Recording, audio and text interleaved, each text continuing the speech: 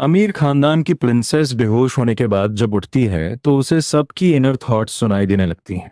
वो रोते हुए जीमो को देखती है, पर उसके कानों में उसकी शिकायत गूंजती है। ये फेक रोना सच में बहुत टायरिंग है। वनमान मुझे कंफर्ट करने क्यों नहीं आ रही? पहले तो मेरी ऐसी हालत देखकर उसका दिल टूट जाता था। इन 5 सालों में जो मैं कंट्री से बाहर था, क्या सच में उसे न्यू चैन से प्यार हो गया? मुझे उसे न्यू चैन से जल्दी डिवोर्स लेने पर मजबूर करना होगा। लिन फैमिली का सन इन लॉ सिर्फ मैं बनूंगा। मुझे इस सिटी का सबसे पावरफुल इंसान बनना है। लिन वनमैन की आंखें शौक से फटी रह गई। उसे यकीन नहीं हो रहा था कि ये जो जीमो की इनर वॉइस है। पिछले 10 सालों से उसने हमेशा यही शो किया था कि उसे पैसों और पावर से कोई मतलब नहीं है, पर अंदर से वो इतना मैनिपुलेटिव निकलेगा। उसे लगा ये माइंड रीडिंग पावर सिर्फ एक इल्यूजन है, शायद सिर पर चोट लगने की वजह से। पर तभी एक और आवाज आई। भले ही वनवान ने मुंह चैन से शादी कर ली हो, उसके दिल में अभी भी मैं ही हूं। मेरी इतने सालों की मेहनत वेस्ट नहीं गई। मुझे अभी पैनिक नहीं करना है। अब जब मैं वापस आ गया हूं तो चाहे मैं जो भी डिमांड करूं, वनवान मेरी हर बात मानेगी। उसकी वेल्थ, स्टेटस और आइडेंटिटी, जो कुछ भी उसका है वो सब मेरा है। लिन वानवान ने अपनी आंखें कस के बंद कर ली। जोजीमो की ग्रीडी थॉट्स उसके कानों में बिल्कुल क्लियर थी। अब वो खुद से झूठ नहीं बोल सकती थी। उसके जिस्म का खून जैसे जम सा गया था। जिससे उसने इतने साल प्यार किया, वो उसके खिलाफ ऐसी प्लानिंग कर रहा था। लिन वानवान ने गुस्से से अपनी आंखें खोली और जिमो को एक कोल्ड स्टेयर दी। जिमो उसके इस अनजान लुक से डर कर पीछे हट गया। उसके दिल में थोड़ा पैनिक होने लगा। उसने उसका आर्म पकड़ा और सॉफ्टली पूछा, वानवान में क्या हुआ है? लिन वानवान ने उसे इग्नोर कर दिया। जो जिमो की एंग्जाइटी और बढ़ गई।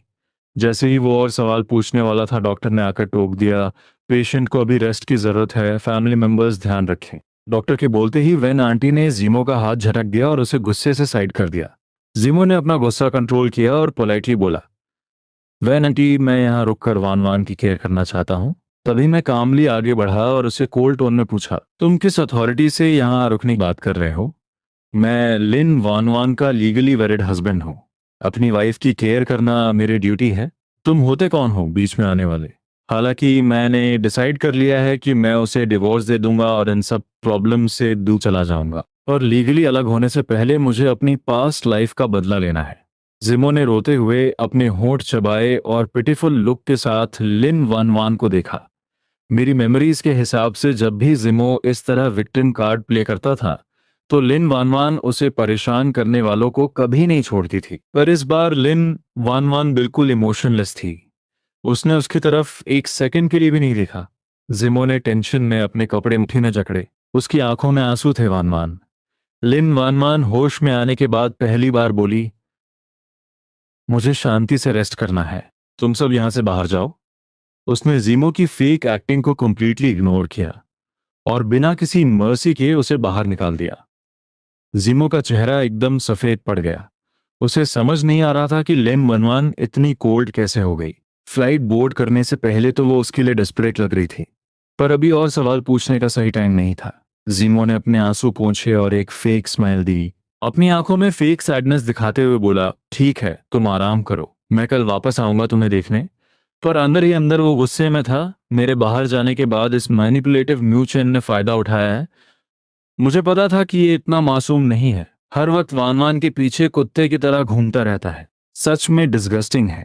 वानवान का हस्बैंड सिर्फ मैं बनूंगा। लिन फैमिली का हिस्सा बनकर ही मैं अपना ये ऑर्डिनरी बैकग्राउंड मिटा सकता हूँ। लिन वानवान इस मैनिपुलेटिव ट्रैश को और नहीं सुन सकती थी। उसने दांत पीसते हुए अपना गुस्सा दबाया और चिल्लाई, सब के सब बाहर निकल जाओ यहाँ से। जिमो ने रोते हुए आवाज निकाली और चुपचाप वार्ड से बाहर चला गया। पीछे से वो काफी हेल्पलेस लग रहा था। वेनांटी ने लिन वानवान के ऊपर ब्लैंकेट ठीक किया और सॉफ्टली बोली, वानवान तुम आराम करो, मैं और तुम्हारे डैड बाहर ही वेट कर रहे हैं। कुछ भी जरूरत हो तो हमें बुला लेना। लिन वानवान ने थके हुए अंदाज में हाँ कहा और आंख बंद कर ली। मुझे और क्या चाहिए था? मैं भी वहां से निकलने की सोच रहा था, पर जैसे ही मैंने पलटने की कोशिश की, वार्ड में बेड पर लेटी लिन वानवान ने अचानक आंखें खोली। तुम यहीं रुको। मैंने अपनी नजरें झुकाई और एक डार्क स्माइल दी। धीरे धीरे चलकर उसके बेड के पास गया। अब कमरे में सिर्फ मैं और लिन वानवान थे। आसपास की उन मैनिपुलेटिव आवाजों के बंद होने से लिन वानवान की टेंशन फाइनली कम हुई। पर रिलैक्स होते ही उसके पूरे जिस्म में एक खतरनाक पेन होने लगा। मैंने बिल्कुल फ्लैट एक्सप्रेशन के साथ उससे पूछा, बॉडी में पेन हो रहा है क्या? लिन मानमान ने अपने होंठ चबाए पर कुछ नहीं बोली। मैंने आईब्रोज उठाई और बेड के पास चेयर पर बैठ गया। अगर बॉडी में कोई भी प्रॉब्लम है तो डॉक्टर से छुपाना ठीक नहीं है। लिन मानमान ने मुझे एक शार्प लुक दिया, जैसे वो मुझे स्कैन कर रही हो। आखिर हम 3 साल तक हस्बैंड वाइफ रह चुके हैं। तुम्हारी ऐसी बातें मैं इजीली समझ सकता हूँ। लिन मानमान ने थोड़ा फ्राउन किया और वो पूरी तरह कंफ्यूज थी। 3 साल तक हस्बैंड वाइफ, क्या वो हमारी बात कर रहा है? पर हमारी वेडिंग तो बस कल ही हुई है ना। पानी पीना है। लिन मानमान ने धीरे से हाँ में सर हिलाया। मैं उठा और वाटर डिस्पेंसर के पास चला गया। पानी की धार को देखते हुए मैं गहरी सोच में डूब गया। मैं फाइनली बिना किसी इमोशंस के लिन मानमान को फेस कर पा रहा था। क्या इसका मतलब यह है कि मैं उसे कंप्लीटली भूल सकता हूँ और अपने पास्ट के सभी बर्डन को पीछे छोड़कर एक न्यू लाइफ स्टार्ट कर सकता हूँ? ऑनेस्टली अब ठंडे दिमाग से सोचूं तो इस दुनिया में कोई किसी के बिना मरता नहीं है। ऐसा कोई प्यार नहीं है जो कभी खत्म ना हो। अब मेरा भी आगे बढ़ने का टाइम आ गया है। मैं लिन वानवान के इस ऑब्सेशन को साथ लेकर अपनी ये hard earn new life start नहीं कर सकता। मैंने डिस्पेंसर बंद किया और एक ग्लास पानी और कॉटन स्वॉब लेकर बेड के पास वापस गया। अभी तुम्हारी कंडीशन क्रिटिकल है, तुम ज्यादा पानी नहीं पी सकती। मैं कॉटन स्वॉब से थोड़ा पानी लगाकर तुम्हारे लिप्स वेट कर देता हूँ। उसने एक काम लुक के साथ मुझे देखा। हालांकि उसे मेरी बातें थोड़ी अजीब लगी, पर उसे क्लियर फील हो रहा था कि मैंने कभी उससे डीप लव किया था। इस बात ने उसके सारे पास्ट बिलीव्स को हिलाकर रख दिया। उसे लगा था कि मैंने उससे सिर्फ इसलिए शादी की क्योंकि मूव फैमिली बर्बाद हो रही थी और मुझे लिन फैमिली की पावर का फायदा उठाना था। तो ये सच्चा प्यार कहाँ से आया? मेरे उन ग्रीडी पेरेंट्स के बारे में सोचकर उसकी आंखों में एक नफरत आ गई थी। उसे लगा ऐसे बैकग्राउंड से कोई अच्छा इंसान नहीं आ सकता। पर रियलिटी ने अभी उसके मुंह पर एक जोरदार थप्पड़ मारा था, जिस पर वो ब्लाइंडली ट्रस्ट करती थी। वो आदमी एक्चुअली उसके अगेंस्ट इतनी मैनिपुलेटिव प्लानिंग कर रहा था और जिससे वो दूर भागती थी, जिसे सेल्फिश समझती थी, वही असल में उससे अपनी जान से ज्यादा प्यार करता था। कितनी बड़ी आयरनी है। मैंने पानी का ग्लास साइड टेबल पर रखा और बैठ गया। थोड़ी देर बाद मुझे लगा मैं उसे और फेस नहीं कर सकता। मैं तुम्हारे लिए एक नर्स अरेंज कर देता हूँ। लिन मानमान का चेहरा अचानक डार्क हो गया। नहीं, मुझे आदत नहीं है कि कोई स्ट्रेंजर मुझे अटेंड करे। मेरी आंखें शौक से बड़ी हो गईं। मुझे लगा सच में इसके सिर पे कोई गहरा शौक लगा है। थोड़ी देर चुप रहने के बाद मैं वापस अपनी जगह बैठ गया। मैंने लिन आंटी से ऑलरेडी डिस्कस कर लिया है। जब तक तुम डिस्चार्ज नहीं होती मैं तुम्हारी केयर करूंगा। डिस्चार्ज होने के बाद हम डिवोर्स पेपर साइन कर लेंगे। डिवोर्स का वर्ड इतने कैजुअली बोलने के बाद मेरे शोल्डर्स का टेंशन अचानक गायब हो गया। अंदर से एक ऐसी पीस फील हुई जो पहले कभी नहीं हुई थी, जैसे पास्ट लाइफ का सारा डार्क फेस क्लियर हो गया हो। लिन वानवान अभी भी उसी इमोशनलेस फेस के साथ बैठी थी। डिवोर्स सुनकर उसमें कोई इमोशन ट्रिगर नहीं हुआ। मैंने सिर झुकाया और साइलेंटली हॉस्पिटल के फ्लोर को देखता रहा। मेरी आंखों में एक मॉकिंग स्माइल आ गई थी। मैं सच में कितना बड़ा बेवकूफ था। मैं ब्लाइंडली सोचता था कि मेरा ट्रू लव और अनकंडीशनल सपोर्ट उसे चेंज कर देगा, पर वो अंदर से एक कोल्ड और हार्टलेस इंसान है। उसके पास देने के लिए जो थोड़ा सा प्यार था वो उसने कब का जिमो को दे दिया था। अब किसी और के लिए उसके पास कोई इमोशंस बचे ही कहाँ हैं। इन पास्ट लाइफ की थॉट्स के बीच लिन वानवान को अचानक एक स्ट्रेंज बात नोटिस हुई। लगता है मैंने कुछ ऐसी फ्यूचर रियलिटी फेस की है जो किसी और ने नहीं की। ये उसके नॉलेज लेवल के बाहर की बात थी। पहले तो वो इस पे मजाक उड़ाती, पर अब खुद एक्सपीरियंस करने के बाद उसे लगा ये बिल्कुल पॉसिबल है। वो बिना पलके झपकाए मुझे घूरे जा रही थी। हमारी वेडिंग तो कल ही हुई है ना, और तुम इतनी जल्दी डिवोर्स लेना चाहते हो, सोसाइटी क्या बोलेगी? तुमने रिजल्ट्स के बारे में सोचा है? मैं सिर झुकाए रहा और उसकी आंखों में नहीं देखा, इसलिए उसके चेहरे पर आई कॉम्प्लेक्स फीलिंग को मिस कर गया। हम कुछ टाइम के लिए इसे सीक्रेट रख सकते हैं, और इस दुनिया में कोई भी दीवार ऐसी नहीं जिसमें कान ना हो। आखिर इसकी बात का क्या मतलब था? मैंने खुद उसे फॉर्मली अप्रोच किया ताकि इस रिश्ते को तोड़ सकूं। क्या उसे खुशी से तुरंत अग्री नहीं हो जाना चाहिए था?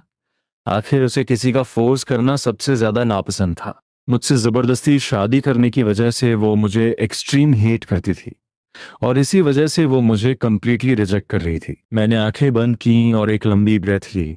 अपने दिमाग में आ रही उन हॉरिबल मेमोरीज को हटाने की कोशिश की और थोड़े कंफ्यूजन के साथ सर उठाकर पूछा, क्या तुम तुरंत मुझसे डिवोर्स नहीं लेना चाहती? लिन वान वान थोड़ा अनकंफर्टेबल हो गई और नजरें चुराकर बोली, ऐसा नहीं है कि मैं डिवोर्स नहीं चाहती, बस अभी सिचुएशन ऐसी है कि जल्दबाजी करना सही नहीं होगा। मेरे वर्क और लाइफ पर इसका बैड इम्पैक्ट पड़ेगा। मैंने सॉफ्टली से रिलाया। ठीक है, मैं तुम्हारी प्रॉब्लम समझता हूँ। लिन वान ने अपनी आईब्रोज थोड़ी नैरो की।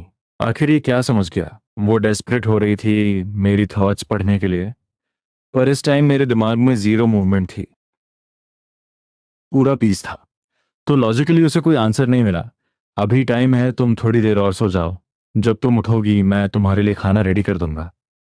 मैं खड़ा हुआ तो लिन मानवान ने तुरंत पूछा, तुम कहाँ जा रहे हो? क्या मेरे यहाँ रहने से तुम्हें रेस्ट करने में डिस्टर्ब होगा? मैंने उसकी तरफ एक्सट्रीम सरप्राइज से देखा।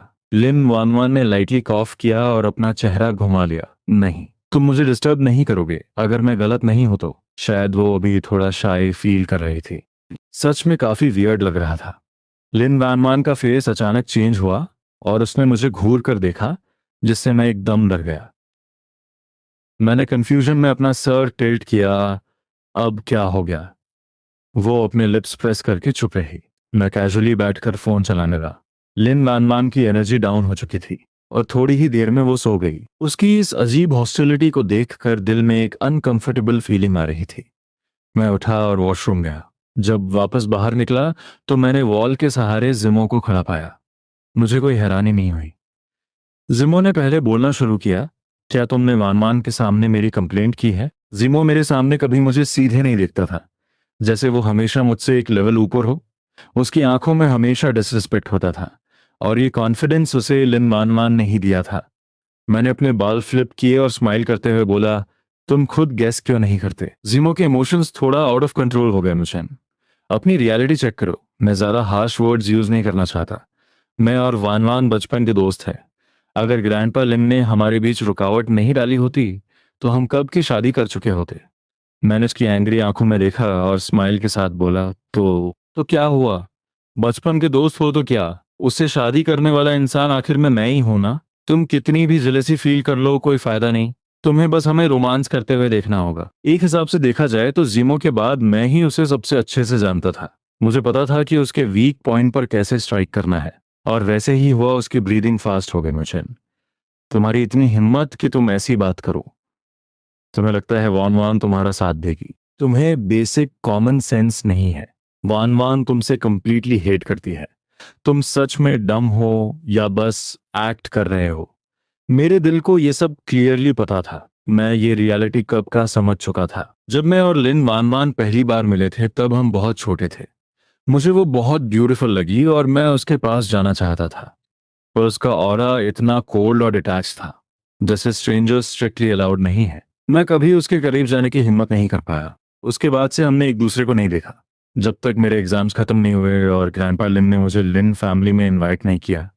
मुझे तभी पता चला कि वो मेरी फियांसे है, और मेरा पहला प्यार वहीं स्टार्ट हुआ। पर मुझे पता था वो मुझे लाइक नहीं करती, बल्कि स्ट्रांगली डिसलाइक करती है। जिमो ने जब देखा मैं कुछ नहीं बोल रहा तो उसे बड़ा सुकून मिला, और उसने विक्ट्री वाली स्माइल दी। वनवान जिन लोगों को हेट करती है उनके लिए बहुत क्रूअल है। मैं बस तुम्हारी भलाई चाहता हूँ, इसलिए सजेस्ट कर रहा हूँ जल्दी डिवोर्स ले लो, नहीं तो आगे तुम्हें ही सफर करना पड़ेगा। हालांकि वो चाहता था हमारा डिवोर्स हो जाए, पर उसकी बात में झूठ नहीं था। मैंने नॉट करने से खुद को रोका और केयरलेसली बोला, खुद को इतनी इंपॉर्टेंस मत दो। इन 5 सालों में जब तुम कंट्री से बाहर थे, लोग चेंज हो जाते हैं। अभी वार्ड में तुमने उसकी कोल्डनेस फील की ही होगी। तुम्हारा दिल पैनिक कर रहा होगा ना? मेरी बातें सुनते ही जीमो का फेस एक पल के लिए वाइट हो गया। उसका दिल पैनिक क्यों ना करे? लिन वानमान ने कभी उसके साथ इतनी कोल्डली बिहेव नहीं किया था। मैंने उसकी कंडीशन देखकर मॉकिंग टोन में बोला, ऐसी कोई दीवार नहीं जिसे तोड़ा ना जा सके। इन 5 सालों में मैंने बहुत एफर्ट्स डाले हैं।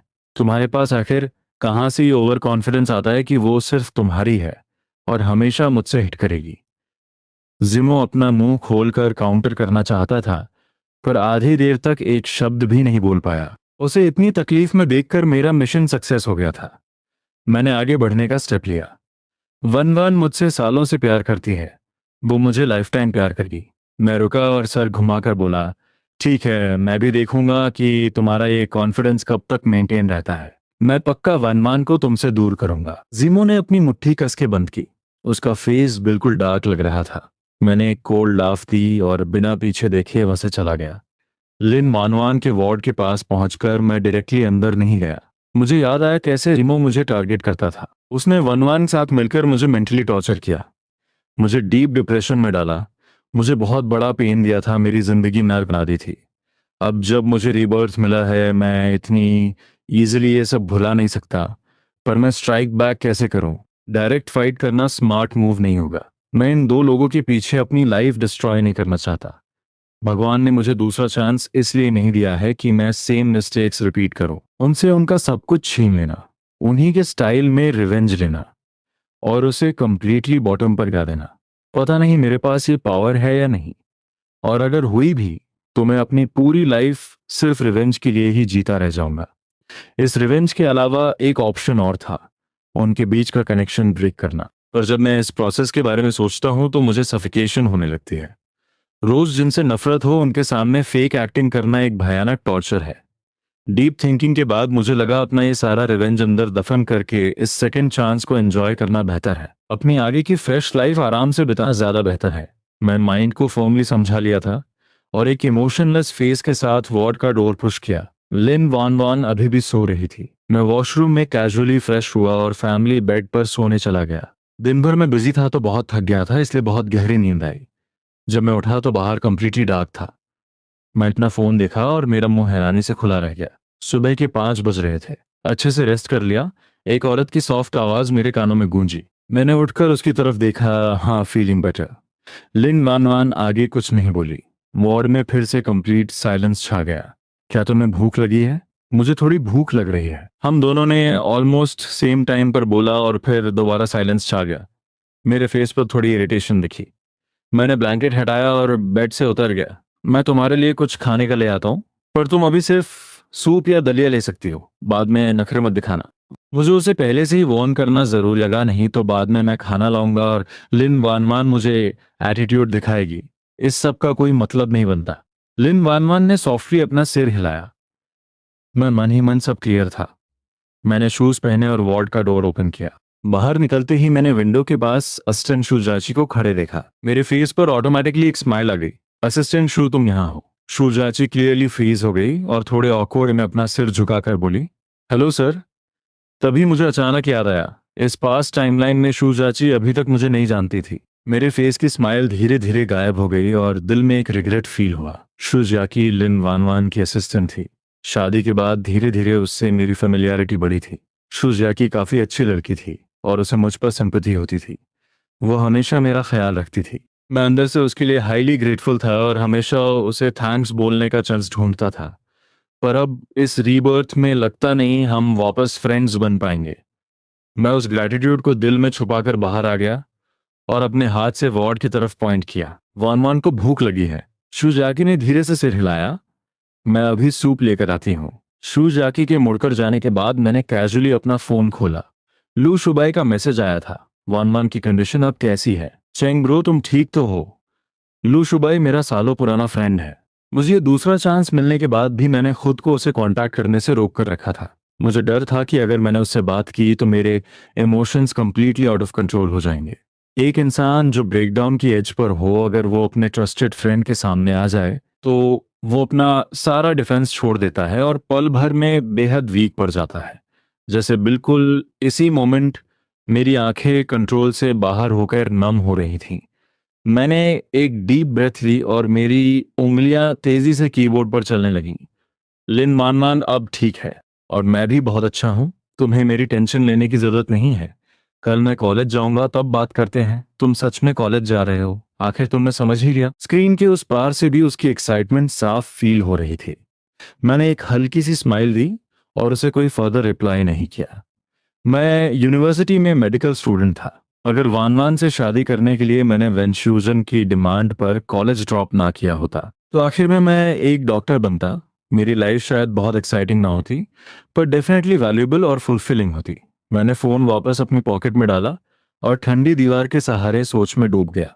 शू जाकी वापस आई और मुझे खोया हुआ देखकर डिस्टर्ब नहीं करना चाहती थी। पर लिन वानमान को भूख लगी होगी, ये सोचकर वो मेरे पास आई।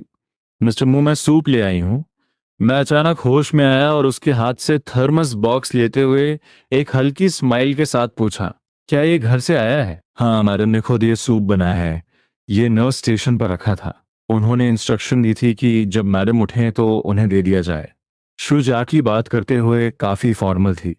वो सच में मुझे वान वान के हस्बैंड के रूप में रिस्पेक्ट दे रही थी। पास्ट में लिन फैमिली में सिर्फ शू जियाची ही वो अकेली इंसान थी जो सच में मेरी रिस्पेक्ट करती थी और मुझे एक नॉर्मल इंसान की तरह ट्रीट करती थी। मैं हाथ में थर्मस बॉक्स पकड़े हुए वार्ड में जाने की कोई जल्दी नहीं दिखा रहा था। मैंने शू जाची को देखा और केयर के साथ पूछा, तुम कितने बजे आई थी? कल रात 7 बजे काम खत्म करके मैं आ गई थी। तो ठीक है, मैं यहाँ केयर कर लूँगा, तुम जाकर अच्छे से सो जाओ। मेरी इस सडन केयर को देखकर शुजाची ने हल्का सा फ्राउन किया। उसे क्लियरली थोड़ा ऑकवर्ड फील हो रहा था, पर फिर भी उसने रिस्पेक्टफुली कहा, सर आपकी काइंडनेस के लिए थैंक्स। ओल्ड मैडम ने मुझे यहीं रुकने को कहा है, मैं अभी रेस्ट करने नहीं जा सकती। मैंने उसके फेस के एक्सप्रेशंस नोटिस किए और समझ गया कि इससे उस पर प्रेशर पड़ेगा। मैंने हेल्पलेस होकर सिर हिलाया। ठीक है, मैं अंदर जा रहा हूँ, ये कहकर मैं वार्ड में चला गया। वार्ड के डोर की साउंड प्रूफिंग अच्छी नहीं थी। लिन वानवान अंदर से हमारी बातें सुन सकती थी। मैंने डोर पुश किया और अंदर गया। लिन वानवान ने मुझे देखा और उसका फेस थोड़ा चेंज हुआ, पर मैंने उस टाइम नोटिस नहीं किया। मैं सीधा गया, थर्मस बॉक्स साइड टेबल पर रखा ढक्कन खोला और सूप बोल में डाला। फिर मैं आराम से चेयर पर बैठ गया और लिन वानवान को सूप पिलाने लगा। चम्मच लिन वानवान की लिप्स के पास गया, पर उसने अपना मुंह कसकर बंद रखा।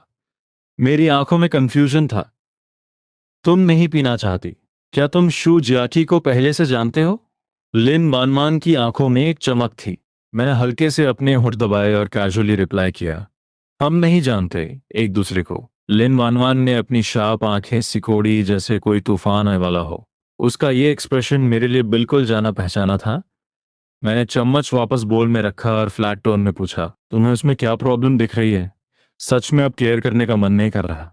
लिन वानवान ने हल्का सा मुंह खोला और फिर वापस कसकर बंद कर लिया। उसे पता था कि अगर उसने कुछ कहा तो मैं पक्का बोल वहीं छोड़कर चला जाऊंगा और पलट कर भी नहीं देखूंगा। जब तक उसे सिचुएशन समझ नहीं आ जाती, वो मुझे अपने कंट्रोल से बाहर नहीं जाने देना चाहती थी। तुम्हें खाना है या नहीं? लिन वानवान को लगातार चुप देखकर मैं थोड़ा इम्पेशेंट होने लगा था। लिन वानवान ने पहले कभी किसी को ऐसे बात करते नहीं सुना था, तो उसका फेस तुरंत खराब हो गया और उसने एक डीप ब्रेथ ली और खाना शुरू किया। वो सच में बहुत भूखी थी। एक बोल तो बस बेस बनाने जैसा था। उसे देखकर लग रहा था वो और खाना चाहती है। मैंने सीधा अपने हाथ से बोल नीचे रखा और कामली बोला, तुम अभी ज्यादा नहीं खा सकती। लिन वानवान कोई बच्ची नहीं थी। जब मैंने उसे क्लियर बता दिया तो भले ही उसका पेट न भरा हो, उसे अभी के लिए चुप रहना पड़ा। मैंने थर्मस बॉक्स पैक किया, सामान उठाया और वार्ड से बाहर आ गया। उसे शू चाची को सौंप दिया। वापस मुड़ते हुए मैंने वॉच देखी। लगभग 6 बज रहे थे। मैं धीरे धीरे बेड के पास गया और लिन वानवान के ऊपर ब्लैंकेट अच्छे से ढका। फिर सीरियस फेस के साथ उससे कहा, मुझे कॉलेज जाना है। लिन वानवान ने हल्की सी आईब्रोज उठाई। तो दिन में एक नर्स तुम्हारी केयर करेगी, क्या तुम कॉलेज के बाद वापस आओगे? मैंने हल्के से सिर हिलाया। मैंने वेन शुजन से प्रॉमिस किया है कि डिस्चार्ज होने तक मैं तुम्हारी केयर करूंगा, तो मैं अपनी बात पर कायम रहूंगा। बीच में सब छोड़कर नहीं रहूंगा। जाओ यहां से। लिन वानवान ने तुरंत अपनी आंखें बंद कर ली। कॉलेज जाने से पहले मुझे कपड़े चेंज करने थे। शादी से पहले मैं बहुत एक्साइटेड था और मैंने अपना सारा सामान नए घर में शिफ्ट कर दिया था। इसलिए भले ही मेरा कितना भी मन ना हो उस हार्ट ब्रेकिंग जगह वापस जाने का, मुझे हिम्मत करके एक बार वहां जाना ही पड़ा।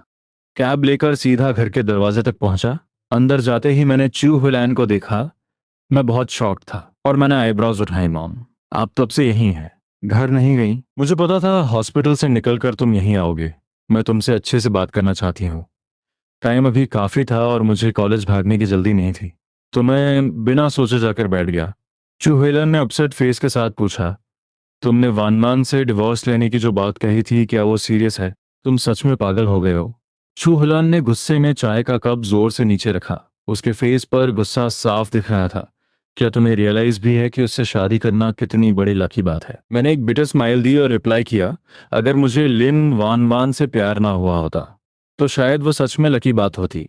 चूहलान ये सुनते ही शॉक में रह गई। अब मुझे फाइनली आपकी बात समझ आई।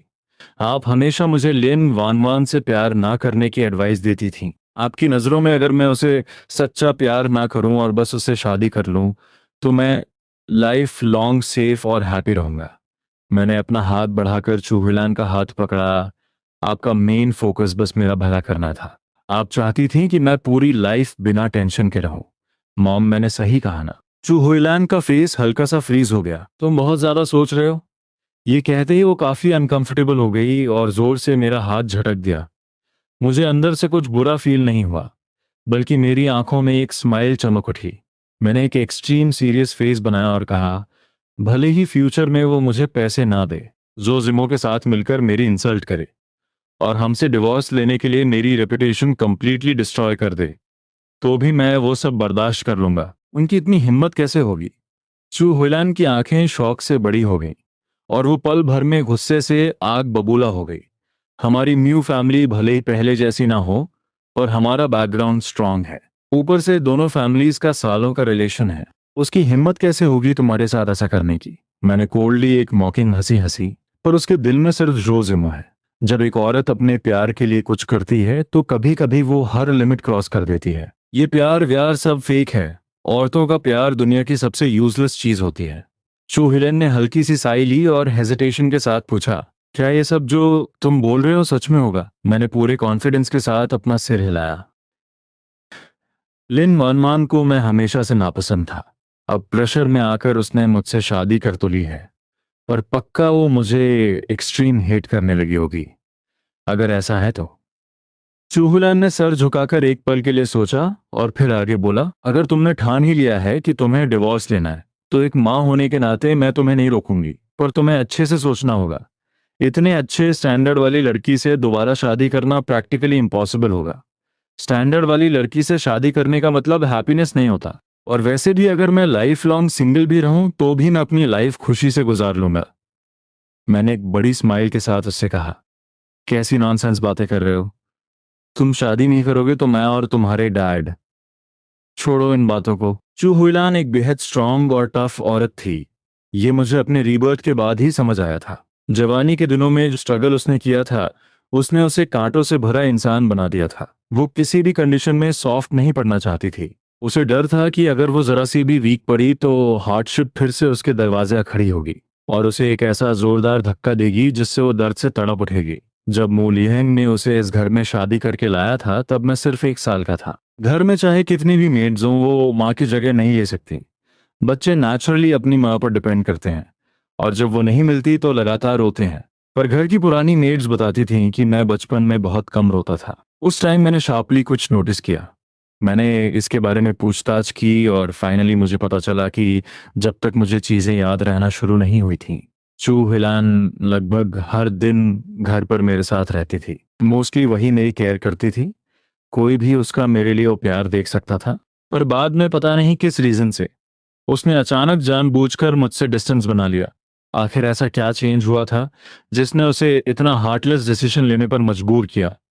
आज तक कोई इसका रियल रीजन नहीं जानता। बाद में जब मैं 4 साल का हुआ तो उसने मू लिहिंग की एक बेटी को जन्म दिया, मेरी छोटी बहन मू शाओबे। वो अपनी खुद की सगी बेटी से भी क्लोज नहीं थी। पहले मुझे लगता था कि वो नेचुरली कोल्ड है, फिर लगा उसे सिर्फ स्टेटस और पैसे की फिक्र है। पर अब अगर मैं केयरफुली दोबारा सोचूं, अगर उसे सच में सिर्फ पैसों की परवाह होती तो जब न्यू फैमिली की इन्वेस्टमेंट कंप्लीटली फेल हो गई थी और हम बैंकरप्ट होने वाले थे, तब वो रुकी क्यों? उसने एक कंप्लेंट तक नहीं की। हालांकि मुझे नहीं पता वो ऐसी क्यों है, पर मुझे क्लियर है कि उसके दिल में इस फैमिली की जगह है। मैं और शावे उसके लिए मैटर करते हैं। बस इतना काफी है। शावे तुमसे कहीं ज्यादा समझदार है। मैं अपनी हल्की सी हंसी नहीं रोक पाया। मेरी हंसी क्लियर और ब्राइट थी। उसने कहा था कि वानवान से शादी करके मैं खुश नहीं रहूंगा। चू हुलैन के फेस पर शॉक था। उसने तुमसे ये कब कहा? मेरी शादी से बस 2 दिन पहले। एक छोटी बच्ची को इन सब का क्या पता? चू हुलैन ने डिसमिसिव टोन में उसे डांटा। इतनी छोटी सी एज में हमेशा बड़ों के मैटर्स में टेंशन लेती है। सच में डिसिप्लिन की कमी है। मैं बस साइड में खड़ा होकर हल्की स्माइल दे रहा था। टाइम सच में काफी हो चुका था। मैं सीधा सोफा से खड़ा हुआ, अपने हाथ आगे बढ़ाए और उसके स्टिफ शोल्डर्स को दबाया। किसी दिन मैं तुम्हें एक अच्छे हॉस्पिटल ले जाऊंगा। तुम्हारे इस फ्रोजन शोल्डर का प्रॉपर चेकअप कराएंगे। मैं अभी ऊपर नहाने जा रहा हूँ। थोड़े टाइम बाद मुझे कॉलेज के लिए निकलना है। क्या तुम क्लास अटेंड करने जा रहे हो? चूहिलन के एक्सप्रेशन थोड़े चेंज हुए। क्या तुम कॉलेज ड्रॉप नहीं करने वाले हो? मैंने स्माइल करते हुए उसकी तरफ सिर हिलाया। अगर मुझे उससे डिवोर्स नहीं लेना होता तो मैं कभी कॉलेज ड्रॉप ही नहीं करता। चू हुलन का फेस अचानक बदल गया। उसे थोड़ा आइडिया लग गया था कि आखिर मैटर क्या है। तुम्हारी इस बात का आखिर मतलब क्या है?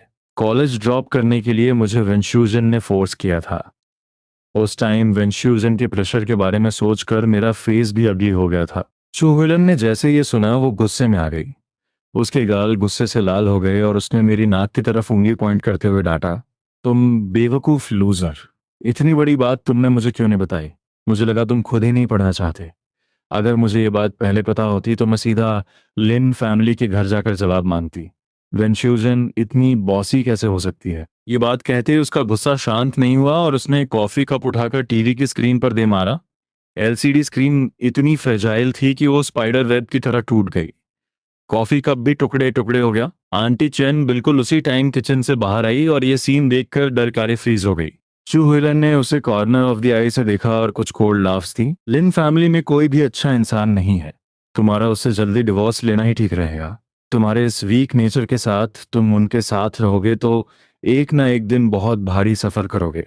आंटी चैन लिन फैमिली की सालों पुरानी मेड है। वेन शूजन ने स्पेशली उसे यहाँ भेजा था। ऊपर से तो उसने बहुत मीठी मीठी बातें की कि ये काम में अच्छी है, केयर करना जानती है और हमारी डेली लाइफ को अच्छे से मैनेज कर लेगी। पर एक्चुअली वो उसे हमारे ऊपर स्पाई करने के लिए भेजी गई थी। चू हुलन अभी जो ये गुस्से में बोल रही थी। आंटी चेन वापस जाकर वर्ड टू वर्ड सब कुछ वेन श्यूजन को रिपोर्ट कर देगी। चू हुलान का माइंड एक मिरर की तरह क्लियर था। अभी उसने जो भी कहा वो कंप्लीटली इंटेंशनली कहा था। ये सब मेरी गलती है। मैंने अपने हाथ सामने कसकर जोड़े और सर झुकाकर अपनी गलती एक्सेप्ट करने का नाटक किया। बिल्कुल वैसे ही जैसे बचपन में गलती करने पर करता था। उस टाइम मैंने उसे ये बात बताने की हिम्मत इसलिए नहीं की क्योंकि मुझे डर था कि वो लिन फैमिली से लड़ने चली जाएगी, जिससे लिन फैमिली और भी ज्यादा अपसेट हो जाती। पिछली लाइफ में मैं ये बात कभी समझ नहीं पाया था कि अपनी फैमिली के बैकअप के बिना इन लॉज के घर में लाइफ कंप्लीटली डिफरेंट होती है। चू हुलन का नेचर बहुत फियर्स और टफ है। वो बचपन से ही एक कॉम्प्लेक्स बैकवर्ड एरिया में पली बढ़ी है। वेन शोजन जैसी पैम्पर्ड और रूल फॉलोइंग रिच लेडी को हैंडल करना उसके लिए चुटकियों का काम है। अगर पास्ट लाइफ में मेरे पास उसका बैकअप होता तो लिन फैमिली में मेरा टाइम इतना टफ कभी नहीं होता। मुझे याद है पहले तुम्हारा टेम्पर बहुत अग्रेसिव था। तुम कभी ऐसे चुप बैठने वालों में से नहीं थे। अब इतने वीक कैसे हो गए? मेरी इस पिटिफुल कंडीशन को देखकर चू हुइलान की टोन धीरे धीरे सॉफ्ट हो गई। मैंने तुम्हें पहले ही कहा था कि उसे बिल मत देना। मैंने गारंटी दी थी कि तुम्हारी लाइफ आराम से कटेगी और तुम उस टाइम मुझ पर भड़क गए थे जैसे मैं इंटेंशनली तुम्हारा बुरा चाहती हूँ। आपको लगता है कि प्यार कंप्लीटली यूजलेस है। तुम्हें तुम्हें तो क्या आप मेरे डैड से प्यार नहीं करती? मैंने अपनी आंखें उठाई और उसे शांति से देखा। चेंग ब्रो, तुम अभी भी बहुत यंग हो। चूहलान ने एक हल्की साई ली। जब दो लोग साथ रहने आते हैं तो वो लाइफ टाइम साथ चल पाएंगे या नहीं, ये सिर्फ प्यार पर डिपेंड नहीं करता। बल्कि सच कहूं तो ये प्यार पर बिल्कुल डिपेंड नहीं करता। जब तुम सच में किसी से शादी करके उसके साथ कुछ टाइम गुजारोगे तो तुम्हें ऑटोमेटिकली समझ आ जाएगा। रीबर्थ से पहले मैंने बहुत हार्डशिप फेस की थी। रिलेशनशिप में सारे पेन सहे थे, पर क्योंकि मैंने उसके साथ एक अच्छी लाइफ नहीं जी थी, मुझे मैरिज की ट्रू मीनिंग का अभी भी कोई आइडिया नहीं था। अब मैं फाइनली आपकी तकलीफ समझता हूँ। मैंने अपनी आंखें झपकाई जो काफी प्लेफुल लग रही थी। आगे से मैं डेफिनेटली आपकी बात ज्यादा सुना करूंगा। मेरे सडन क्लोज बिहेवियर से चू हिलान बहुत अनकंफर्टेबल हो गई।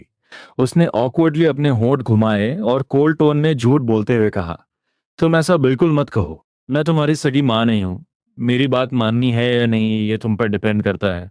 मेरी आंखों में स्माइल और डीप हो गई। भले ही आप मेरी सगी माँ नहीं है, फिर भी आप मेरी इतनी केयर करती हैं, जिसके पास इतना फालतू टाइम है कि तुम्हारी टेंशन ले। चू हुइलैन ने इम्पेशंस के साथ अपना हाथ हिलाया। तुम्हें जो काम करना है जाकर करो। मैं अपनी खुशी नहीं रोक पाया, मेरी आंखों में एक चमक आ गई। ठीक है, फिर मैं ऊपर जाता हूँ। टाइम सच में काफी हो चुका था। मैं ऊपर गया, एक क्विक हॉट शावर लिया, कपड़े चेंज किए और अपनी एप्लीकेशन लेकर बाहर निकल गया। घर में नॉर्मली एक ही ड्राइवर होता था और वो भी लिन वानवान के साथ उस कार एक्सीडेंट में थोड़ा घायल हो गया था तो अभी रेस्ट कर रहा था। मेरे पास कोई ऑप्शन नहीं था तो मैं पैदल ही विला एरिया से बाहर मेन रोड तक गया ताकि एक टैक्सी ले सकूं। यहाँ पर टैक्सी मिलना सच में बहुत मुश्किल था। काफ़ी देर वेट करने के बाद फाइनली मुझे एक टैक्सी मिली। मैंने बैठते ही डेस्टिनेशन बताया और अपना फ़ोन निकालकर लू शुबाई को मैसेज किया कि हम यूनिवर्सिटी के गेट पर मिलेंगे। क्या एक्सप्लेन करना है? बस दो बातें कहकर वो आदमी वापस चला गया। ये सुनकर मेरे दिमाग में तुरंत एक गेस आया और मैंने टैक्सी ड्राइवर से पूछा, वो आदमी देखने में कैसा था? उसने किस कलर के कपड़े पहने थे? ड्राइवर की डिस्क्रिप्शन से मैं 100% श्योर था कि वो जोजिमो ही था। आधी रात को वो यहाँ क्या कर रहा था ये मुझे समझ नहीं आ रहा था, पर एक बात पक्की थी कि उसके दिमाग में कुछ खराब चल रहा है। वो इंसान पूरी तरह ईवल प्लान से भरा है। ये मैं अपनी पास्ट लाइफ में बहुत अच्छे से एक्सपीरियंस कर चुका हूँ। मैंने अपना सिर घुमाया और खिड़की के बाहर देखने लगा। मेरी आंखों में एक मॉकिंग कोल्डनेस थी। अभी मैं लिन वानवान का कुछ नहीं बिगाड़ सकता, पर मैं जो जीमो को थोड़ा मजा तो चखा ही सकता हूँ। टैक्सी स्मूथली एच यूनिवर्सिटी के गेट पर रुकी। फेयर पे करके मैं बाहर निकला और मेरी नजर सीधा अपने सालों पुराने दोस्त लू शुबाई पर पड़ी, जो रोड किनारे बैठा था। उसने कैजुअल स्पोर्ट्स वेयर पहना था और हवा से उसके बाल थोड़े मेसी हो रहे थे। लग रहा था जैसे वो अभी अभी एक्सरसाइज करके आया हो। जैसे ही उसने सिर उठाया और मुझे देखा, वो तुरंत एक्साइटेड होकर जमीन से उछला और पागलों की तरह मेरी तरफ भागा। चैन ब्रो, तुम फाइनली आ गए। मैं तुरंत वहीं रुक गया और डिफेंस पोजीशन में अपने हाथ क्रॉस कर लिए, पर मैं उसके फ्लाइंग हक से बच नहीं पाया और उसने मुझे पूरी तरह से जकड़ लिया। चैन ब्रो, हम आधा महीने से नहीं मिले। तुम्हें पता है मैंने तुम्हें कितना मिस किया? मुझे लगा शादी के बाद तुम अपने दोस्तों को कंप्लीटली भूल जाओगे। मेरे चेहरे पर उसके मेसी बाल आ रहे थे और मैंने एक फेक सैड एक्सप्रेशन बनाया। ये तुम्हें मुझसे दूर रहने की पनिशमेंट है। तुमने मुझे अपनी शादी में भी नहीं बुलाया। मैं उसके हाथों को पुश करने ही वाला था। पास्ट में लिन वानवान से इजीली शादी करने के लिए वेन शूजन ने मेरे सामने बहुत सारी कंडीशंस रखी थी। यूनिवर्सिटी ड्रॉप करना उनमें से एक था। उसने मुझे अपने सारे सोशल कॉन्टैक्ट्स कट करने का ऑर्डर दिया था। वेनशूजन की उन स्नॉबिश आंखों में मेरे सारे दोस्त यूजलेस थे और लिन वानवान के हस्बैंड के स्टेटस के लायक नहीं थे। उस टाइम मैं फेक लव में इतना अंधा था कि मैंने बिना सोचे समझे सब मान लिया और अपने पुराने दोस्तों को बुरी तरह छोड़ दिया, जिनमें मेरा भाई लू शुबाई भी था। मुझे आज भी याद है पास्ट लाइफ में जब मैं उससे दोबारा मिला था तो उसकी आंखों में मेरे लिए कितना डीप डिसअपॉइंटमेंट था। बाद में जब मैं कंप्लीटली हेल्पलेस और आइसोलेटेड हो गया था और सफ़र कर रहा था तो वो सब मेरी खुद की गलती थी। उस शादी में जाने लायक कुछ था ही नहीं। मेरे दिल में अचानक बहुत ज़्यादा गिल्ट फील हुआ। भले ही वो मुझे इतनी ज़ोर से पकड़े था कि मेरी सांस रुक रही थी, पर मैंने उसे धक्का नहीं दिया। वैसे भी मैं जल्द ही उससे डिवोर्स लेने वाला हूँ। क्या? तुमने क्या कहा? लू शुबाई ने अचानक अपने हाथ छोड़े और उसका फेस कंप्लीटली शॉक्ड था। मैंने प्लेफुली अपनी लेफ्ट आंख मारी। तुम्हारे कानों में कोई प्रॉब्लम नहीं है? जैसे ही वो हॉस्पिटल से डिस्चार्ज होगी मैं तुरंत डिवोर्स फाइल करूंगा। क्या तुम्हारा सपना नहीं था उससे शादी करने का? लू शुबाई ने टेंशन में अपना फेस सिकोड़ा और अपने मेसी बालों को जोर से खुजलाया। क्या उसे शादी करना तुम्हारा अल्टीमेट ड्रीम नहीं था? मैंने कैजुअली अपने शोल्डर्स श्रग किए। वो पास था जब मैं इनोसेंट था, पर उससे शादी करने के बाद मुझे रियलाइज हुआ कि वो इतनी भी ग्रेट नहीं है। कहीं ऐसा तो नहीं कि वो कर नहीं सकती? मेरे दिमाग में एक ईवल आइडिया आया। मैंने इंटेंशनली अपने ड्राई लिप्स दबाए और ऐसा फेक एक्सप्रेशन बनाया जैसे मैं वो बात बोलना नहीं चाहता। फिर तो डिवोर्स डेफिनेटली होना चाहिए। लुशुबाई ने डिसअपॉइंट होकर अपना सर हिलाया। मैंने तो सपने में भी नहीं सोचा था कि लिन वानवान को ऐसी प्रॉब्लम होगी। सच में भगवान बहुत फेयर है। मैंने कंप्लीटली एग्री करते हुए सर हिलाया। बिल्कुल सही बात है, मुझे पता था लू शुबाई का मुंह बहुत बड़ा है। लिन वानवान की इस प्रॉब्लम की गॉसिप एक दिन के अंदर पूरी सिटी में फैल जाएगी। ये मेरी तरफ से एक छोटा सा रिवेंज होगा। मैं बहुत हैप्पी फील कर रहा था। मैंने उसके शोल्डर पे हाथ रखा और बोला, चलो मेरे साथ काउंसलर के ऑफिस चलो। मुझे अपनी ड्रॉप आउट एप्लीकेशन वापस लेनी है। अब मेरा मेन फोकस बाकी के 3 साल यूनिवर्सिटी में अच्छे से पढ़ना है और एक नॉर्मल पीसफुल लाइफ जीना है। चैंग ब्रो, तुमने आखिर यूनिवर्सिटी ड्रॉप क्यों की थी? वो सब उस औरत वेन शोजन का फोर्स था, वरना वो हमारी शादी के लिए कभी एग्री नहीं होती। मेरी टोन में हैवी मॉकरी थी। उसने सर उठाकर मेरे कोल्ड फेस को देखा और बहुत स्मार्टली सिचुएशन समझकर गालियां देने लगा। मुझे पता था ये सब उस औरत का प्लान है, वरना तुम बिना किसी रीजन के कॉलेज क्यों छोड़ोगे? तुम्हारे जैसी अच्छी क्वालिफिकेशंस वाले लड़के में उसे क्या प्रॉब्लम थी? क्या मेरी क्वालिफिकेशंस अच्छी हैं? मैंने कुछ दूर ड्राइंग बोर्ड लिए खड़े एक लड़के की तरफ पॉइंट किया। वो ये फैमिली का एल्डेस्ट यंग मास्टर ये हुई है। वेन फ्यूजन की नज़रों में अच्छी क्वालिफिकेशंस ये होती हैं।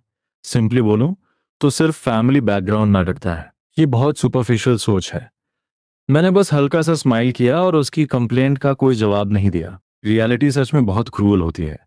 तुम्हारी खुद की क्वालिफिकेशंस कितनी भी टॉप लेवल क्यों न हो, अगर तुम्हारा फैमिली बैकग्राउंड स्ट्रांग नहीं है तो लिन फैमिली के सामने तुम इंफीरियर ही रहोगे। अगर पास्ट लाइफ की केयरफुली कैलकुलेशन करो, भले ही जोजिमो सक्सेसफुली लिन फैमिली में एंटर हो जाता और लिन वानवान उसे 1000 बार स्पॉइल करती, पर उसके पुअर बैकग्राउंड के साथ उसकी लाइफ भी कोई बहुत अच्छी नहीं होती। हर रोज लोगों के कोल्ड लुक्स और डिसरिस्पेक्ट को फेस करना बहुत मुश्किल होता है। ये रियलाइजेशन आते ही मेरे दिल को अचानक बहुत पीस मिला। मैं जल्दी से काउंसलर के ऑफिस के सामने पहुंचा। मैंने डोर नॉक करने के लिए हाथ उठाया ही था कि अंदर से किसी ने डोर खोला। सामने वाले आदमी ने जैसे मुझे देखा उसका काम फेस अचानक चेंज हो गया। तुम अचानक यहाँ कैसे आ गए? क्या तुमने कॉलेज ड्रॉप नहीं कर दिया था? मैं खुद को रोक नहीं पाया और वहीं हंस पड़ा। मेरे सामने खड़ा आदमी कोई और नहीं बल्कि जो जीमो का सगा भाई जो कियांग था। जो कियांग का नाम सुनते ही मुझे याद आया कि वो अपने भाई का कितना महान भाई था। हमेशा अपने सगे भाई की औरत पर बुरी नजर रखता था और सीक्रेटली अपने ही भाई के लिए प्रॉब्लम्स क्रिएट करता था। उसके काम सच में माइंड ब्लोइंग थे। कॉलेज ड्रॉप किया है तो क्या वापस ज्वाइन नहीं कर सकते? लू शुबाई ने जो कियांग को चिढ़ाते हुए बोला। मुंह चुन के वापस आने से अब तुम्हें अटेंशन नहीं मिलेगी। तुम्हें अंदर ही अंदर बहुत बुरा फील हो रहा होगा ना? जो कियांग ने उसे डार्क लुक दिया। मैं तुम जैसे बड़े मुंह वाले इंसान से बात नहीं कर रहा। तुम बीच में बोलने मत आओ। तुम्हें अपनी रिस्पेक्ट की कोई फिक्र नहीं है क्या? मुझे नहीं पता रिस्पेक्ट गिरती है या नहीं, पर तुम हर चीज में मेरे चैंग ब्रो से पीछे हो। फ्रस्ट्रेटेड होकर पीठ पीछे इविल ट्रिक्स प्ले करना असली डिस्ग्रेस है। मैंने कब पीठ पीछे इविल ट्रिक्स प्ले की? लू शुबाई ने कोल्ड मॉकिंग लाफ दी। तुमने जो किया है वो तुम्हें अच्छे से पता है। पिछले महीने एनाटॉमी क्लास में मेरे चैंग ब्रो का रैबिट किसने मारा था? मुझे पक्का पता है ये तुम्हारा ही काम था। जो कियांग की आंखों में एक पैनिक फ्लैश हुआ। तुम मुझ पर झूठे इल्जाम मत लगाओ। मुझे ऐसे गंदे काम करने में कोई इंटरेस्ट नहीं है। कुछ भी बोलने से पहले एविडेंस लाया करो। ये तुम्हारा ही काम है। नहीं, मैंने नहीं किया। मैंने तुरंत उनकी ये यूजलेस आर्ग्यूमेंट रोकी और सामने खड़े इंसान को स्माइल करते हुए बोला, मुझे तुम्हारी ये यूजलेस फाइटिंग नहीं सुननी। जो कियांग, तुम मेरा रास्ता ब्लॉक कर रहे हो। प्लीज साइड हट जाओ। जो कियांग ने अपनी आंखें बड़ी करके मुझे घूरा और इतनी भर भी हटने का कोई इंटेंशन नहीं दिखाया। मैं जो कियांग को बहुत अच्छे से जानता था जब से मैंने इस यूनिवर्सिटी में कदम रखा था। सिर्फ इसलिए क्योंकि मैं लिन वानवान का फियांसे था, वो एक पागल कुत्ते की तरह मेरे पीछे पड़ा रहता था। अगर वो दिन में एक बार मेरे पास आकर कोई प्रॉब्लम क्रिएट ना करे तो उसे पीस नहीं मिलता था। जैसे अभी इस टेंस मोमेंट में वो डेफिनेटली कोई टॉक्सिक बात बोलकर मुझे हर्ट करना चाहता था, और जब तक मुझे दर्द ना हो वो रुकने वाला नहीं था। और बिल्कुल वैसा ही हुआ। कुछ सेकंड भी नहीं बीते थे कि जो कियांग ने अटैक कर दिया। मूचिन, तुमने कॉलेज ड्रॉप कर दिया था ताकि घर पे रहकर लिन वानवान को खुश कर सको। शायद तुम्हें उसका प्यार मिल भी जाता, पर अब तुम वापस कॉलेज आ गए हो और मेरा भाई वापस कंट्री आ गया है। मुझे लगता है तुम्हें बहुत जल्द डिवोर्स के लिए तैयार रहना चाहिए। उसे बहुत अच्छे से पता था कि मेरे वीक पॉइंट पर कैसे वार करना है। अगर ये बातें मैंने पास्ट लाइफ में सुनी होती तो मुझे ऐसा लगता जैसे कोई दिल पर चाकू चला रहा हो, पर अब मुझे कोई फर्क नहीं पड़ता। इसलिए उसे मेरे फेस पर कोई पेन या सैडनेस नहीं दिखी, बल्कि मैंने अपने वाइट टीथ दिखाते हुए उसे एक क्रीपी कोल्ड स्माइल दी। क्या ये सब बोलकर तुम्हें पीस मिल रहा है? तुम्हारा क्या मतलब है? मेरे अनएक्सपेक्टेड रिएक्शन से उसका दिमाग फ्रीज हो गया। तुम हमेशा से लिन वानवान को सीक्रेटली पसंद करते आए हो। जब तुमने कहा कि मैं उसे खुश करने की कोशिश कर रहा था, तो क्या तुम्हारा दिल खून के आंसू नहीं रो रहा था? मैंने अचानक अपना हाथ बढ़ाया और उसका जौ कस के पकड़ लिया। उसके फेस को साइड टू साइड शेक किया और अपनी टंग क्लिक करते हुए कंटेम्प्ट टोन में बोला, तुम दिखने में अपने भाई से कम नहीं हो। क्या तुम्हें अंदर से बिल्कुल जलन नहीं होती? अगर तुम्हारे भाई में मुझे डिवोर्स देने की पावर है तो तुम्हें क्यों लगता है कि तुम कुछ नहीं कर सकते? जू कियांग का फेस इंस्टेंटली चेंज हुआ। उसने जोर से मेरा हाथ झटक दिया और चिल्लाया, मुंह चैन, तुम यहाँ नॉनसेंस मत बको। मैंने लिन वानवान को कभी पसंद नहीं किया। जरा अपना ये फेक फेस देखो। तुम एक औरत को पसंद करते हो पर एक्सेप्ट करने की हिम्मत नहीं है। लगता है इस लाइफ में तुम्हें बस साइड में खड़े होकर अपने भाई और अपनी लव ऑफ लाइफ को रोमांस करते हुए देखना पड़ेगा। मेरी ये बातें सिर्फ टॉक्सिक ही नहीं थी। मैंने जो कियांग को एक नॉर्मल इंसान की तरह ट्रीट ही नहीं किया। मैंने सबसे ब्लंट नाइफ से उसके सबसे वीक पॉइंट पर वार किया। मेरा मेन फोकस ये था कि मैं उसे हर रोज पेन फील कराऊं और पास्ट लाइफ के मुकाबले उसकी अनरियलिस्टिक होप्स को पहले ही ट्रिगर कर दूं। लिन वानवान से कंप्लीटली डिवोर्स लेने से पहले मैं जो जिमो के लिए बहुत सारी प्रॉब्लम्स क्रिएट करना चाहता था। तुम चुप रहो। जो क्यांग की आंखें कंप्लीटली रेड हो चुकी थीं, उसकी चेस्ट हैवीली अप डाउन हो रही थी और सांसें बहुत तेज चल रही थीं। तुम बिल्कुल नॉनसेंस बात कर रहे हो। मैंने कैजुअली अपने शोल्डर्स श्रग किए और मेरे फेस पर तुम सच जानते हो वाला एक्सप्रेशन था। जो क्यांग का माइंड थोड़ा ब्रेकडाउन हो चुका था। उसने मुझे एक्सट्रीम हेट के साथ घूरा पलटा और तेज से वहां से भाग गया। चेंग ब्रो, क्या जो क्यांग को सच में लिन वानवान पसंद है? लू शुबाई ने मेरा आर्म कस के पकड़ लिया और उसके फेस पर क्यूरियोसिटी साफ दिख रही थी। मुझे पता था वो अंदर से बहुत बड़ा गॉसिपर है, पर अभी उसे ज्यादा डिटेल लेना सही नहीं था। मैंने उसे शांत रहने का इशारा किया और मुड़कर काउंसलर के ऑफिस में चला गया। मुझे याद है जब मैंने ड्रॉप आउट करने की जिद की थी तो काउंसलर ने मुझे बहुत समझाया था और स्ट्रांगली डिसएग्री किया था। फाइनली जब उसने देखा कि मैं कंप्लीटली फिक्स हूं तो उसने हेल्पलेस होकर एक्सेप्ट कर लिया। अब जब उसने देखा कि मैं अपना माइंड चेंज करके वापस आना चाहता हूं तो वो नेचुरली बहुत खुश हुआ। आखिर मेरे जैसे एक्सेलेंट मेडिकल स्टूडेंट को लूज करना सच में बहुत हार्ट ब्रेकिंग बात है। काउंसलर ने मुझे स्ट्रिक्टली कुछ इंस्ट्रक्शंस दी और फिर मुझे और लू शुबाई को जाने दिया। जैसे हम ऑफिस से थोड़े दूर पहुंचे, उसकी आंखों में चमक आ गई। चैंग ब्रो, जल्दी बताओ ना। मैं क्यूरियोसिटी कंट्रोल नहीं कर पा रहा। मुझे पूरी सच्चाई बताओ। क्या तुम्हें नहीं दिखा? जो कियांग सच में लिन वानमान को सीक्रेटली पसंद करता है। मेरे होठों पर एक स्माइल आई जो पूरी तरह मौकरी से भरी थी। वो बचपन से ही लिन वानमान को पसंद करता है, पर उसकी नजरों में हमेशा सिर्फ जो जिमो ही था। जब तक मैंने अभी वो बातें नहीं बोली, उसे लगता था कि जब तक उसका भाई लिन वानवान के लायक है, उसे बस साइड में खड़े होकर उसे साइलेंटली प्रोटेक्ट करना चाहिए। तुम्हें इस बारे में इतना क्लियर कैसे पता है? इस शॉकिंग गॉसिप से लू शुबाई पूरी तरह हिला हुआ था। मैं बस एक मिस्टीरियस स्माइल दी और कुछ नहीं कहा। वो भी समझदार था तो उसने और सवाल नहीं पूछे।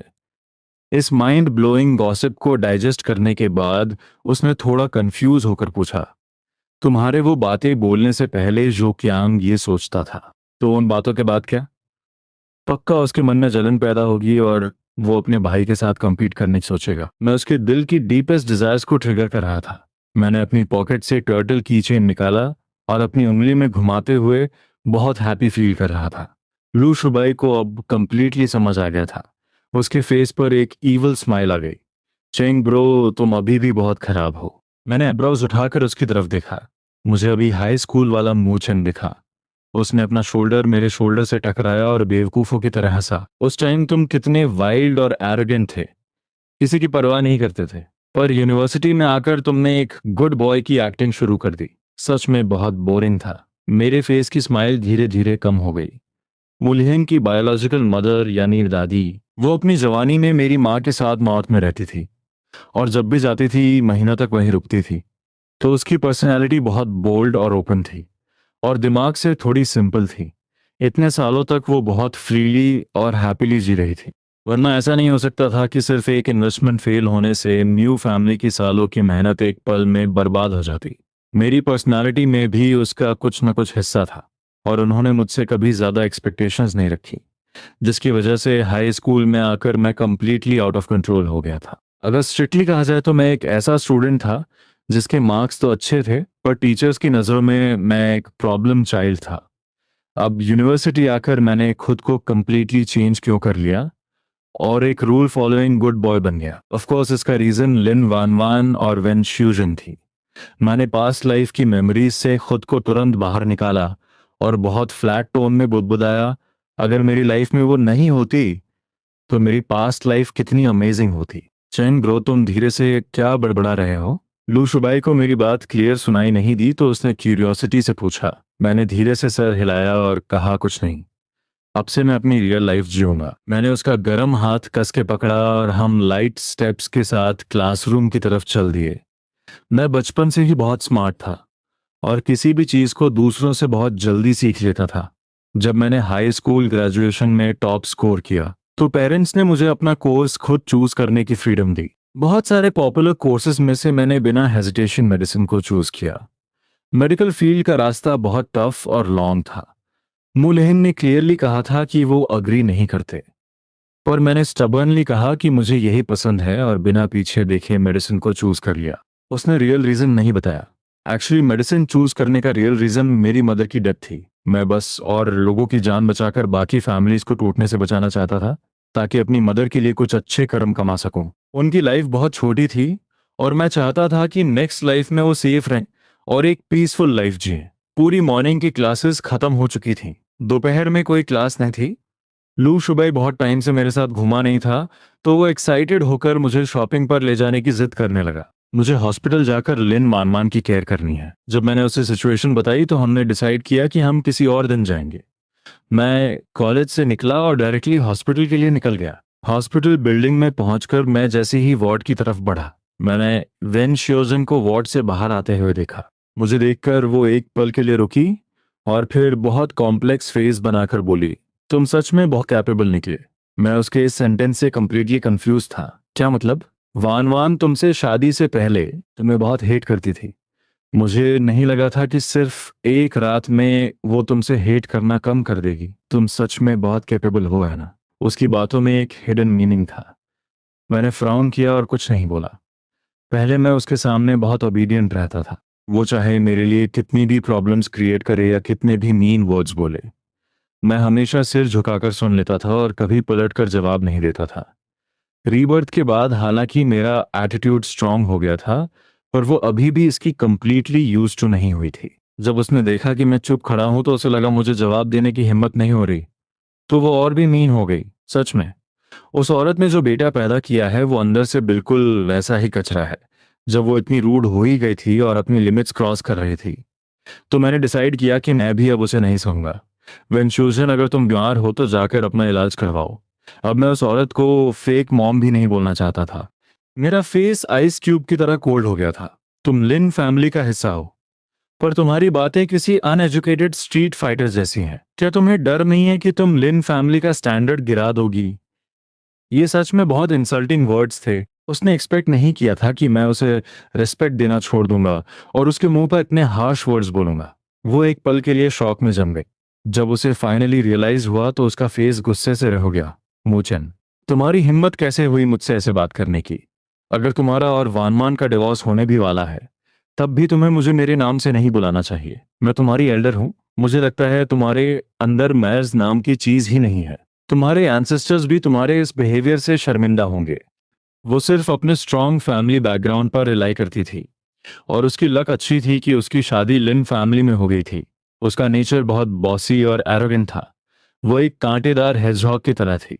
जो भी उसे पसंद नहीं आता था वो उसे चुभने लगती थी। यूजुअली कोई उसे कन्फ्रंट करने की हिम्मत नहीं करता था, तो वो फाइटिंग के टाइम बस इस तरह की स्टूपिड बातें ही करती थी। जब मैंने सुना कि उसने मेरे एंसेस्टर्स को भी बीच में घसीट लिया है, तो मैं खुद को रोक नहीं पाया और वहीं जोर से हंसने लगा। ठीक है, तुम्हारा नाम लेकर बुलाना मेरी गलती थी। तो क्या अब से मैं तुम्हें आंटी वैन बुलाऊं? आंटी वैन, तुम कितनी केयरलेस हो। तुम्हारी सगी बेटी अंदर दर्द में लेटी है और तुम्हें यह भी नहीं पता कि उसके सिर पर कोई आफ्टर इफेक्ट्स रह जाएंगे या नहीं। उसकी कंडीशन की टेंशन लेने के बजाय तुम मेरे साथ यहाँ टाइम वेस्ट कर रहे हो। अगर तुम सच में इतनी फ्री हो तो जाकर महजों के 2 राउंड क्यों नहीं खेल लेती? मुचेन, तुम सच में अपनी लिमिट्स क्रॉस कर रहे हो। मैंने बिना किसी रिस्पेक्ट के अपनी आंखें रोल की और उसे और अटेंशन देने का मन नहीं किया। मैं साइड हुआ, वार्ड का डोर पुश किया और अंदर की तरफ जोर से चिल्लाया, लिन वनवान, तुम्हारी माँ बिल्कुल अनरीजनेबल है। मैं इस वजह से तुम्हारी माँ से लड़ना नहीं चाहता, तो बेहतर होगा तुम किसी नर्स को अपनी केयर के लिए रख लो। अगर वेंशूजन को मार भी दिया जाए तो भी उसने सपने में नहीं सोचा होगा कि मैं ये सब करने की हिम्मत कर सकता हूँ। वो गुस्से से लगभग पागल हो चुकी थी। उसने मेरे शोल्डर पर जोर से पुश किया। तुम्हारी हिम्मत कैसे हुई मेरी बेटी से मेरी कंप्लेंट करने की? तुम खुद को समझते क्या हो? वान वान, तुम खुद देखो ये क्या कर रहा है। इसे मेरी बिल्कुल रिस्पेक्ट नहीं है। इसने मुझे अनएजुकेटेड स्ट्रीट फाइटर बोला है और कह रहा है मैं लिन फैमिली का स्टैंडर्ड गिरा रही हूँ। मैं ये इंसल्ट एक और दिन बर्दाश्त नहीं कर सकती। मैं अभी सिविल अफेयर्स ब्यूरो को कॉल कर रही हूँ। तुम दोनों को आज ही डिवोर्स लेना होगा। वाह, ये तो बहुत अच्छी बात है। मैंने एक्साइटमेंट में जोर से तालियां बजाईं। सच में आपका बहुत बहुत थैंक्स। एक पावरफुल मदर इन लॉ होने का यही तो फायदा है। डिवोर्स के लिए मुझे खुद ब्यूरो जाने की जरूरत ही नहीं। ये तो बहुत कन्वीनियंट है। प्लीज आप जल्दी कॉल लगाइए। एक होपलेस लव क्रेजी लड़की और एक गुस्से से भरी मिडिल एज औरत। मैं इन माँ बेटी को एक दिन और बर्दाश्त नहीं कर सकता था। बेड पर लेटी लिन वान वान के माथे की नसें टेंशन से उभर आई थी। उसके अंदर से एक स्केरी नेगेटिव एनर्जी निकल रही थी। इस दुनिया में अनगिनत आदमी उससे शादी करना चाहते थे। कोई भी रैंडम आदमी अगर उससे शादी कर ले तो खुशी से नाचने लगता। पर जिसे सब ट्रेजर मानते थे, मैं उसे इतनी क्लियरली रिजेक्ट कर रहा था। इस बात ने उसके हाई ईगो को बुरी तरह क्रश कर दिया था। वो इस इंसल्ट को कैसे निकल सकती थी। अच्छा है, तुम खुद हैप्पीली डिवोर्स के लिए तैयार हो। बेनश्यूजन ने मेरी नाक पर उंगली पॉइंट की। उसकी आंखों में गुस्सा उबल रहा था और उसने फेक स्माइल के साथ मुझे थ्रेटन किया। जब मैं सिविल अफेयर्स ब्यूरो से लोगों को बुला लूं, अगर तुमने मुकरने की कोशिश की या क्लिंगी बनने की कोशिश की, तो मैं ना सिर्फ तुम्हारी लाइफ मिजरेबल कर दूंगी, बल्कि मैं इंश्योर करूंगी कि पूरी मू फैमिली सफर करे। मैंने भी एक फेक स्माइल दी। जो इस बात से मुकरेगा वो कुत्ते का बच्चा। Deal done. मेरे ये बोलते ही उसने जल्दी से अपना बैग खोला और फोन निकालने लगी ताकि कॉल कर सके। मॉम, मैंने पहले ही कहा है कि मेरी मैरिज के डिसीजंस सिर्फ ग्रैंडपा ले सकते हैं। लिन वानवान ने वार्ड के दरवाजे पर घूरते हुए कहा। उसकी आंखों में एक स्केरी डार्क एक्सप्रेशन था। मुझे अभी डिवोर्स लेना है या नहीं, ये प्योरली मेरा डिसीजन है। तुम बीच में एक्स्ट्रा काम मत करो। वनवान, तुम अभी इस अपॉर्चुनिटी का फायदा उठाकर उससे डिवोर्स क्यों नहीं ले रही, और कब तक वेट करना चाहती हो? वेन श्यूजन का फेस कंफ्यूजन से भरा था। उसकी आंखें गुस्से से लाल हो गई थीं। लिन वानवान के फेस पर एक इरिटेशन थी। मैंने कहा ना, तुम इस मैटर में इन्वॉल्व मत हो। मैं तो डेफिनेटली इन्वॉल्व होंगी। मुझे ऐसा यूजलेस सन इन लॉ नहीं चाहिए। और क्या तुम्हें हमेशा से जो जीमो पसंद नहीं था, अब वो कंट्री वापस आ गया है? क्या तुम्हें जल्दी डिवोर्स लेकर उससे ग्रैंड वे में शादी नहीं करनी चाहिए? ठीक है, मैं आज ही इससे डिवोर्स ले लेती हूँ और कल जो जिमो से शादी कर लूंगी। लिन वान वान ने इमोशनलेस और कोल्ड टोन में कहा। Absolutely not. वेनफ्यूजन ने बिना सोचे तुरंत रिजेक्ट कर दिया। मेरी प्रेशियस बेटी को एक स्ट्रॉन्ग फैमिली बैकग्राउंड वाले और एक्सीलेंट इंसान से शादी करनी चाहिए। मुचेन और जो जिमो दोनों ही ट्रैश हैं। वो मेरी बेटी के करियर में कोई हेल्प नहीं कर सकते, उल्टा फ्यूचर में उसके लिए बर्डन बनेंगे। लिन मनमान ने एक एक्सट्रीमली कोल्ड लाफ दी। तो मेरी मॉम हमेशा से यही सोचती थी। अब समझ आया कि उन्होंने पास्ट में इतना हार्टलेस डिसीजन क्यों लिया था। वैसे भी तुम मुझे उससे शादी करने नहीं दोगी, तो मुझे अभी डिवोर्स लेने की इतनी जल्दी क्यों होनी चाहिए? लिन मानमान ने थके हुए अंदाज में अपना सर घुमाया और ब्लैंक आंखों से सीलिंग को देखने लगी। मुझे इनको अंदर भेजो, मुझे मिलना है। वानवान ने बात मान लो, अपने वर्ड्स वेस्ट मत करो। लिन वानवान ने उसकी बात बीच में कोल्डनेस के साथ काट दी। उसकी टोन में जीरो इमोशन था। वेनफ्यूजन ने मुझे अनविलिंगनेस और गुस्से से घूरा और फिर पैर पट्टे हुए वहां से चली गई। मैं उसके गुस्से से जाते हुए बैग को घूरता रहा। मेरे फेस पर डीप थिंकिंग थी। पास्ट लाइफ में मैं सिर्फ लिन वानवान पर फोकस करता था। मैंने इतना ऑब्वियस ब्लाइंड स्पॉट कैसे मिस कर दिया? वेन श्यूजन जैसी स्ट्रांग और एग्रेसिव औरत अपनी खुद की बेटी के सामने कभी टफ नहीं हो पाती थी। लगभग जो भी उसकी बेटी कहती थी वो सब सुन लेती थी। क्या ये सिर्फ इसलिए था क्योंकि वो अपनी बेटी से बहुत प्यार करती थी? पर आखिर में वो लिन वानवान की मदर थी। अगर वो सच में अपोज करने का डिसाइड कर ले, तो मोस्ट प्रॉब्ली लिन वानवान को हेल्पलेसली कॉम्प्रोमाइज करना ही पड़ता। ये सिचुएशन जितनी सोचो उतनी वियर्ड लग रही थी। मेरी इनर थॉट्स उसे क्लियरली सुनाई दे रही थी। मैं पूरी तरह से उसके माइंड को एनालाइज करने में लगा था। इस वजह से लिन वानवान का मूड और कॉम्प्लेक्स हो गया।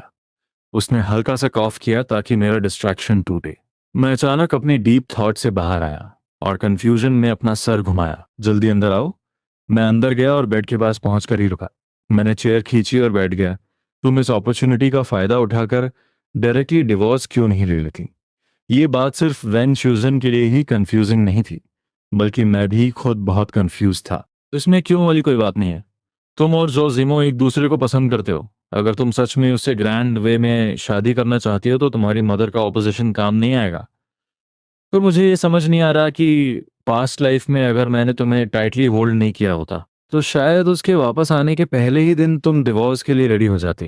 तो फिर 3 साल तक इतना ड्रामा क्यों हुआ? हमारी शादी अभी अभी हुई है।